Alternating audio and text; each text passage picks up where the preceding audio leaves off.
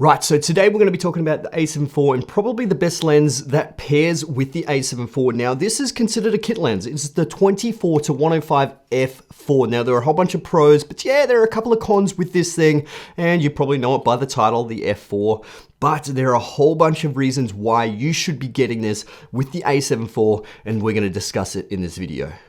Now, this is probably my favorite kit lens of all time now. I don't usually say kit lens because technically this isn't really a standard kit lens, but it is sold with a whole bunch of bodies and they do kind of classify it as a kit lens now, especially when it comes to the FX6 and the new Sony Alpha cameras. And the G Master lenses aren't exactly affordable kit lenses. They are very, very pricey. They are 2.8 lenses though, and the image quality that comes out of the G Master lenses are phenomenal. But when it comes to the 24 to 105, there are a whole bunch of reasons why you would actually choose this other than any other lens, especially the G Master lenses. Now, the main point that I want to get across to this is that this isn't a perfect lens, but when it comes to a whole bunch of versatility, especially with the 24 at the wide end and 105 at the telephoto end, this is a phenomenal lens. Now, the first pro that we're going to actually be talking about is the OSS. Now, that is probably the best thing when it comes to this lens. Great thing with this one is it actually pairs with the IBIS really well. Not as well as the Canon systems. You can get like 8 or 8.5 stops. This one still gives you your 5.5 stops, but apparently the lens actually takes 2 of the axes and the IBIS takes 3 of the axes. So it pairs with it a lot better than just the IBIS, internal IBIS itself. But you can actually use active stabilization inside the camera as well, which gives you that digital stabilization. Crops in a little bit, for sure, yeah, it does. You do have to account for that if you do have prime lenses. So just make sure you take a step back if you want to try and keep that same framing.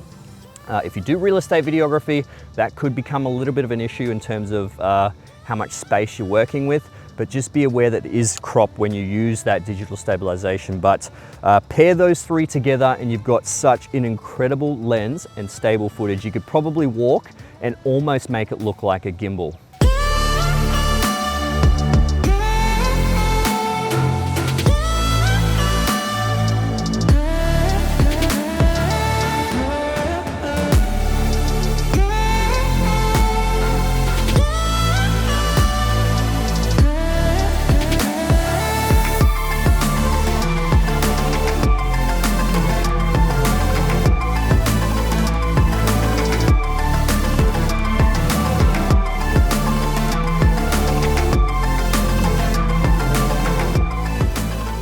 Now, one of the biggest pros when it comes to this lens is actually the length.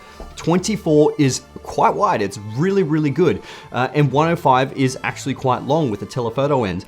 But if you do use APS-C crop mode, you can get up to 150 millimeters on this thing. And if you actually use clear image zoom on top, you're looking at about 210 millimeters. That is incredible when it comes to a kit lens just like this. So in terms of versatility, this can suit a whole bunch of different videographers and photographers. When it comes to real estate, 24 millimeters probably isn't wide enough. You're probably going to be going something like a 14 or a 15 mil at the wide end, but 24 millimeters can actually be quite decent for vlogging. It's a little bit tight for some people, but when it comes to talking head stuff like this, 24 millimeters is perfectly wide. It's just handheld stuff becomes a little bit tighter. You probably want the 16 to 35 GM or the 16 to 35 f4, but this lens is still really good when it comes to versatility. Now, another one of the pros of this lens is actually the autofocus manual focus switch on here. So if you do actually want to chuck this directly into manual focus, it's right on the lens right there. If you watched a couple of my customization videos, you'll actually notice that I've actually customized C2 as my autofocus manual focus switch. But if it's just on the lens there, click straight into manual focus, click straight into autofocus, and then you can use the focus ring right there. But it really depends on your workflow, but having that switch right there definitely does help. Along with that switch, it does actually have that programmable button, so you can have autofocus hold on there. You can put that to whatever you want, which is really good when it comes to Sony cameras.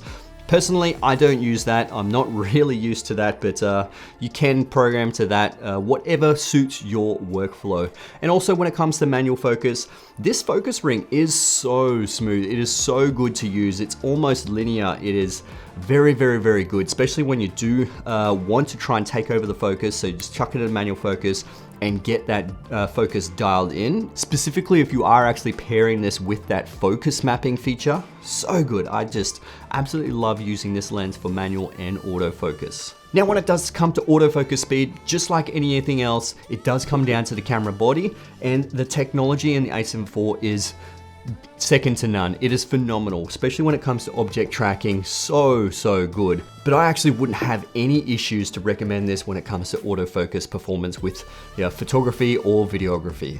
Okay, so we got to start talking about the cons. What are the cons?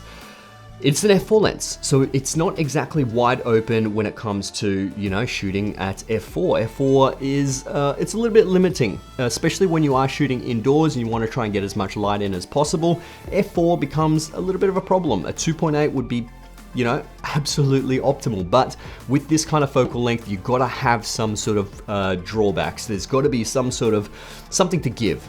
So 24 to 105 is a fabulous range, but it's an f4, so you are limited to that low light performance. But when it comes to the a7 IV, low light performance on this thing is phenomenal. The grain is so minimal because you are shooting at a 7K sensor downsampled into that 4K, so it's compressing the pixels, making it much more cleaner, which is really good. But in terms of depth of field, f4 doesn't really affect depth of field too much.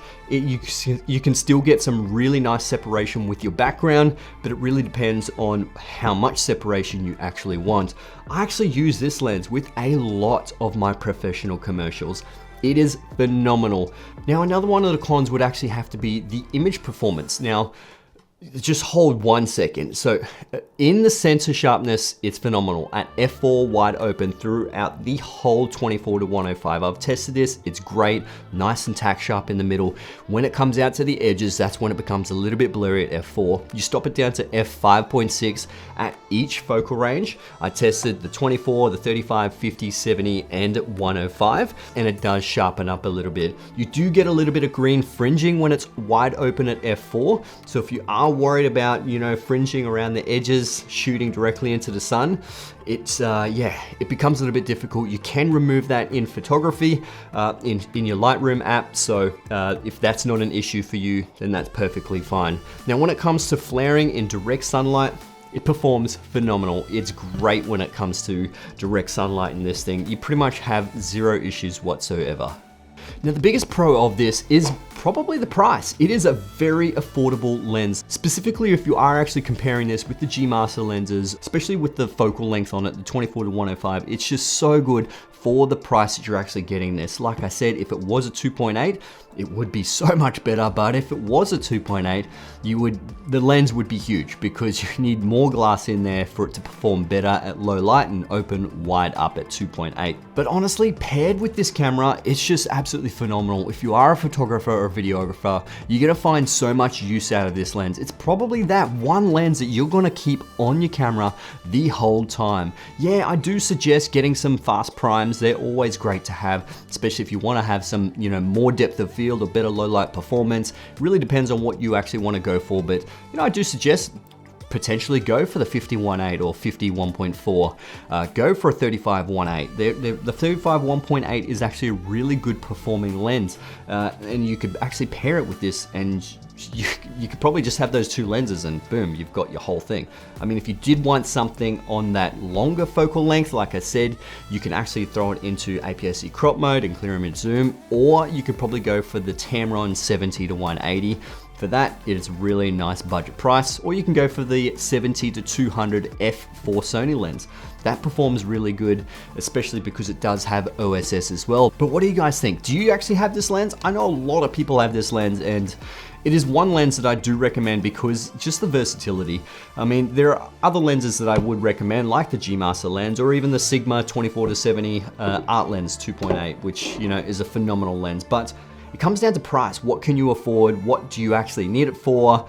And that OSS is just phenomenal. It works so well. But anyway, guys, I hope you enjoyed this video. If you did, hit that thumbs up. That would be absolutely amazing. Comment below, what's your favorite lens? Do you actually have this 24-105 lens? What are your thoughts on it? Do you recommend something else for the A7 IV? Let me know in the comments below. Other than that, I'll see you in the next one. All right, let's get it.